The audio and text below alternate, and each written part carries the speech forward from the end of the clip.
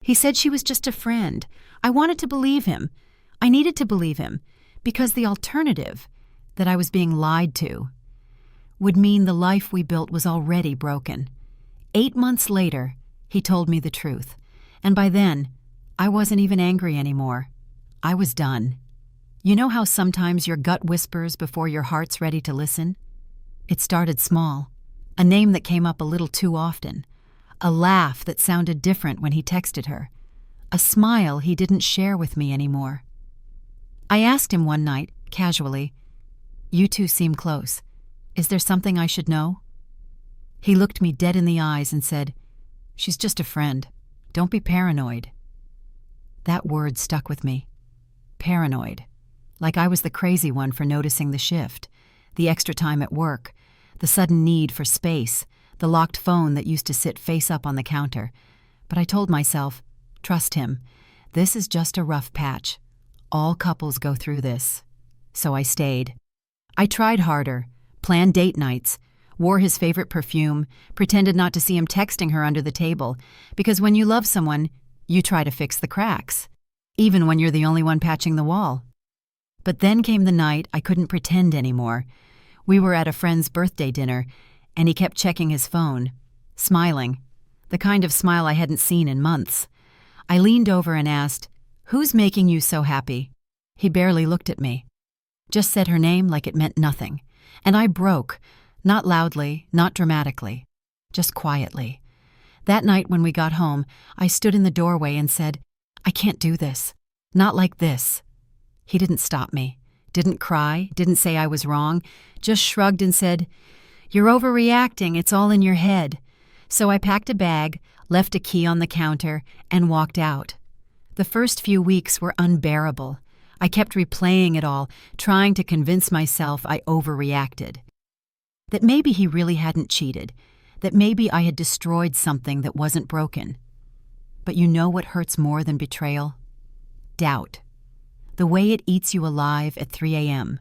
The way it makes you question every word, every kiss, every "I love you" that now feels recycled. My friends told me I was strong for leaving. I didn't feel strong. I felt stupid, used, unlovable. But slowly things got quieter in my head. I stopped checking his social media. I stopped hoping he'd text. I started living again, not perfectly, but honestly. I went back to therapy, started writing again, learned how to cook for one without crying at the table. 8 months passed. I hadn't seen him. I hadn't heard from him. And then one afternoon, he called. His name lit up my screen like a ghost coming back for one last haunting. I let it ring. Then I picked up. Not because I missed him, but because I needed to hear whatever version of the truth he was finally ready to tell. He started with small talk. I didn't have time for that.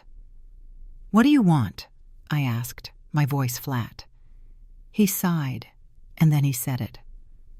I lied. It wasn't just a friendship. It started before we ended.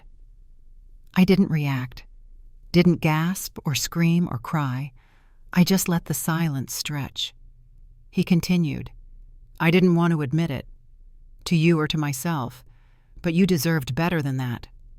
And in that moment, I realized something strange. I wasn't angry. I wasn't hurt. I was relieved.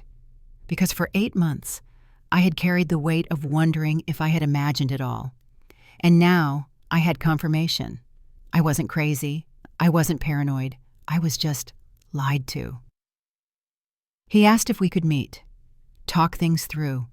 I said no, because I had already talked to myself through the sleepless nights, through the panic attacks, through the healing. I didn't need anything from him anymore.